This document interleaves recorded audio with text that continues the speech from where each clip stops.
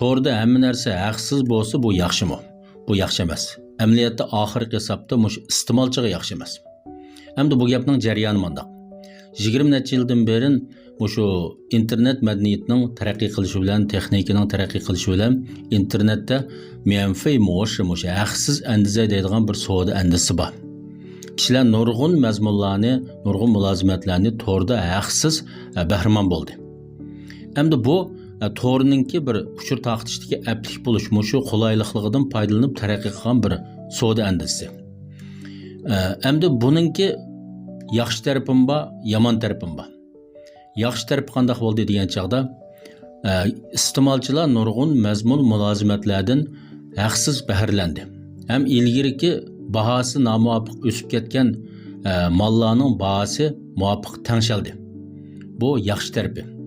Hamda yomon tarafi nima bo'ldi degan chaqda mushadagi ishlab chiqaruvchilar, zavodlar, san'atkorlar, mazmun chiqaruvchilar, texniklar bularning manfaati ziyonga uchirdi.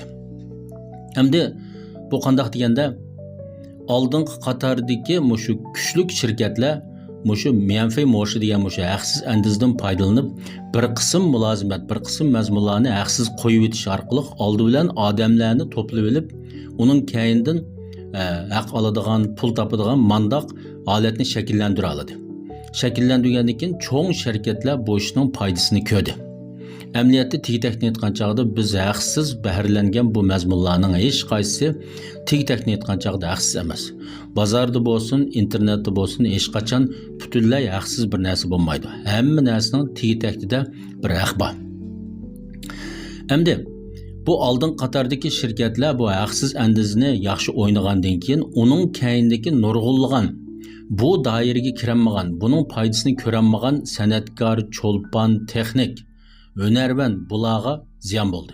Bular shu nurg'un mulozimat, nurg'un mahsulotlarini shu əgishib amal yo'q haqsiz qo'yishga to'g'ri keldi.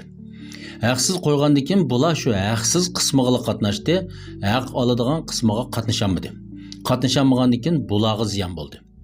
Buning natijasida nurg'unlagan texniklar, ixtisos egalari, cho'lponlar, naqshchilar tegishli kirimga erishamadi. Ondan bir qism amaliy iyilikdagi korxonalar ziyon uchirdi.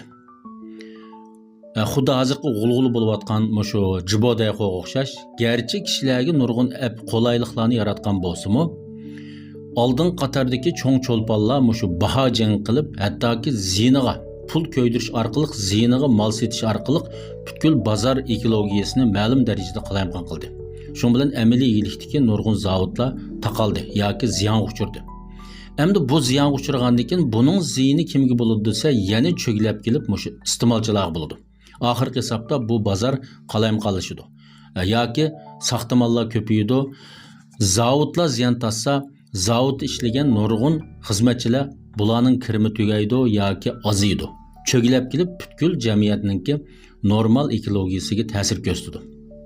Hamda internetga kelsak, internetni uzoq vaqtdan beri shu haqsiz bo'lishninki foydasiga erishammagan nurg'un internet xizmatchilari, mayli cho'lpon bo'lsin, mayli mazmun chiqaruvchi bo'lsin yoki texniklar bo'lsin, oldin qatorga kiramay nurg'un narsani haqsiz chiqarishga majbur bo'lgandan keyin bular shu foydasi yo'q, shu ziyiniga ishlab bularning kirimi nisbatan tuvan bo'lib qoldi. Bu yaxshi emas tarafi. Demak, jamiyatning taraqqiyoti bilan internet madaniyatining kuchayishi bilan hozir buningda o'zgarish bo'lyotdi. Butun dunyoda bo'lsin, davlatimizda bo'lsin, bag'ansiri birsi yaxshi mazmun cho'qim ochiq oshkora holda qonunliq kishilarning roziligini olib turib, haqliq bo'ladigan ish bag'ansiri kengayotdi. Aslida bu narsa haqliq bo'lishi kerak. Sifatlik narsa cho'qim haqliq bo'lishi kerak. Mushuni chiqaruvchilar foydaga erishishi kerak. Foydaga erishgan sari bular texmi sifatlik mazmunni chiqaradi. Ikkinchi bir tarafda iste'molchilar jamiyatda bu internetda pul to'lash, telefonda pul to'lash sistemasining taraqqiy qilishi bilan hozir hamma yerda, mayli shaharda bo'lsin, yezda bo'lsin, telefonda pul to'lash nihoyatda kengaydi ham qulayliqlashdi. Bunda bo'lgandan keyin mayli jamiyat nuqtasidan, mayli internet nuqtasidan kishilar yaxshi mazmunni haqliq setib oladigan umumiy kayfiyat shakllandi. Demak, internet bara-bara pishib yetilib, hamda ilgirkidek o'yinning kayni o'yinda o'ynaydigan mandaq narsalardan taraqqiy qilib, ochiq oshkora yaxshi mazmunni haqliq chiqaradigan mandaq yuzlanishga qarab taraqqiy qilyotdi. Demak, bu nuqtani aytgan chog'da endi gapning beshiga kelsak, internetda yaxshi mazmun cho'qim haqliq bo'lishi kerak. Albatta, bu yerdagi haqliq bo'lish deganimiz bahsi muvofiq, arzon bo'lishi kerak. Arzon, lekin haqliq bo'lishi kerak.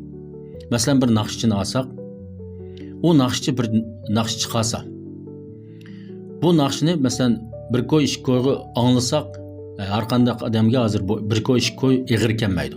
Masalan, 10 ming odam bir naqshni ikki ko'ydan anglasa, bu yerda 20 ming ko'y paydo bo'ldi. Bu yerda bir naqshchi bir naqshni chiqadi. Demak, internet orqali nihoyat qulaylik holda bir naqshdan 20 ming ko'y kirim qilsa, albatta bu naqshchi bir naqshi uchun o'zi xolamaydigan qavoqxonalarda maslarga 200 ko'yga naqsh etib yurmaydi. Demak, bizningki cho'lponlarimiz, bizning kasb egalarimizning turmush sifati, mush kirimining eshishi bilan o'zi ma'lum bir ishlarni tanlaydigan bo'ldi. Demak, bu nuqtani aytgan chog'da men rayonimizdagi cho'lponlarning, kasb egalarining, san'atkorlarning, texniklarning kirimining yuqori bo'lishini umid qilaman. Bularning kirimi yuqori bo'lganda, ondan ilgirki g'ulg'uli bo'layotgandek, o'zi ba'zi mahsulotlarga e'longa chiqadigan, mahsulotlarga obraz vakili bo'ladigan ishlarniki oldi-keyniga diqqat qiladigan bo'ldi, tanlaydigan bo'ldi. Demak, buning tigi nima degan chaqda mushlarning kirimining yuqori bo'lishi.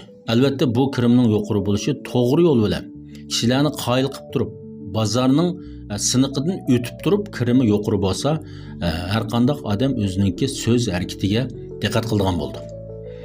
Iqtisod fanlari doktori Dolqin Qodir muallimning korxonachilar va yosh eglik tikilguvchilarga qarata ochmoqchi bo'lgan 2025-yillik sistemalik darsiga qatnashishni xohlaydiganlar inkas rayoniga uchur qoldirib. Endi bu temaga munosabatli konkret bir misol, izlash shirkati yaqinda o'zining xizmatlarini yuqori ko'tarib, ilgari o'zi mazmun chiqargan bo'lsa, endi o'zi bir supiga aylanmoqchi. Supiga aylanib, bir sahnaga aylanib, mushu sahnada nurg'unlagan mazmun chiqardiganlar, san'atkorlar, film chiqardiganlar, hunarvanlar. Mushularning mushada mayli abchoq bo'lsin, detal bo'lsin, mushada o'zi mazmun chiqarib, texniklarni mushada o'yin, har xil to'r o'yinlarini chiqarib, mushada kirim qilishiga bir sharoit yaratib bermoqchi. Men bularning izchil tahlilining oldi-keyinda men bu ishninki barliq oldi-keyin tahlilini men bilmem. Hem o'zimmi oldin qitim men bu gapni degan bizningki Dolqin Qodir iqtisod munbiri bilan izlash kirgizgich. Mashada izlash sahnasida bir hamkorlik o'rnatdik. Ya'ni Dolqin Qodir iqtisod munbirini izlash kirgizgichga kirib, ostiga serisingiz, aşağıda abchoqlarning ustida Dolqin Qodirning bosh surati bor. Demak, Dolqin Qodir iqtisod munbiridimi anglay olasiz, izlash kirgizgich, izlashning sahnasidami abchoqda anglay olasiz. İkisi tutashtirildi. Ertugün Dolqin Qodir iqtisod munbiridimi izlashning filmlarini ko'ra oladigan bo'ldi. Bu ikkinchi qadamlik plan. Demak, men bu ishni beshidan planga qatnashdim, boshdan oyoq bu ishni men bilaman. Shunga ko'pchilikka bu ishni tavsiya qilishim.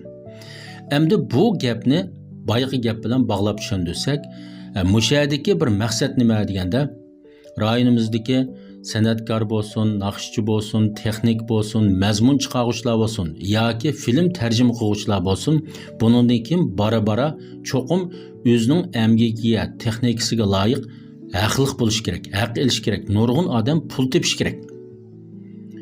Endi mushu ishqa izlash munbiri izlash shirkati bir sharoit yaratib bermoqchi.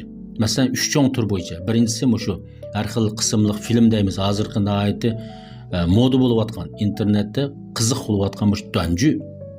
Mayli o'zingiz ishlagan film bo'lsin yoki siz tarjima qilgan film bo'lsin, izlash detalining ustida qo'ysangiz, izlash o'zininki salohiyati, salohiyat deganda masalan shu Tingjing deydigan bir kinishka bor. Mushu to'rda film qo'yish kinishkasi. Bu mamlakatlik kinishka. Bu kinishkasi bosh shirkatlar ravon film qo'ya oladi. Bu bo'lmasa o'tirliqda uzilib qoldi. Mushu masalani oldi bilan izlash shirkati hal qilgan. Hal qilib, mushada film tarjima, film qismlarni qo'ysangiz bo'ladi, ham shuning haqqi o'zingizga kirdi. Asosiga o'zingizga kirdi. Buningga izlash shirkati sharoit yaratib berdi. Uningdan boshqa masalan mazmun, har xil mazmun chiqaruvchilar. Məşəl izləş şirkətində əpçaq çıxasınız, umu buludu.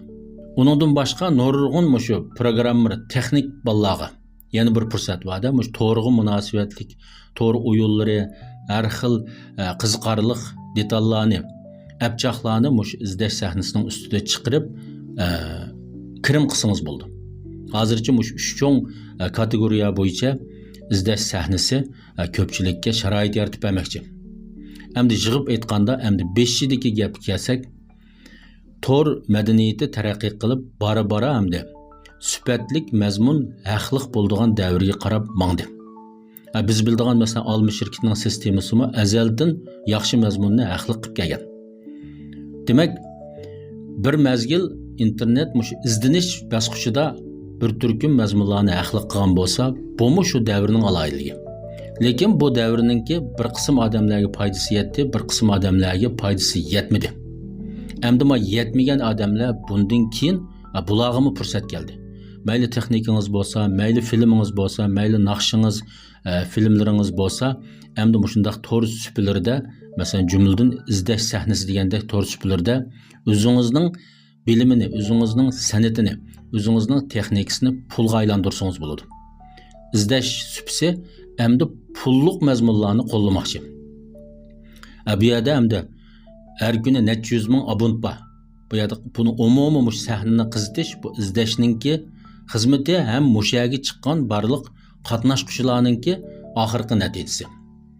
Yig'ib aytganda biz kasb egalarining, texnika egalarining, cho'lponlarning o'zining emgiki loyiq kirim qilishini umid qilamiz. Moşular kirim qilganda bular davomliq, ondan texmi sifatlik mazmunlarni chiqirdi. Oxirgi hisobda bu bozor ekologiyasi texmi sog'lom bo'ldi. Ondan buning foydasini endi beshida deganga o'xshash shu iste'molchilar ko'rdi.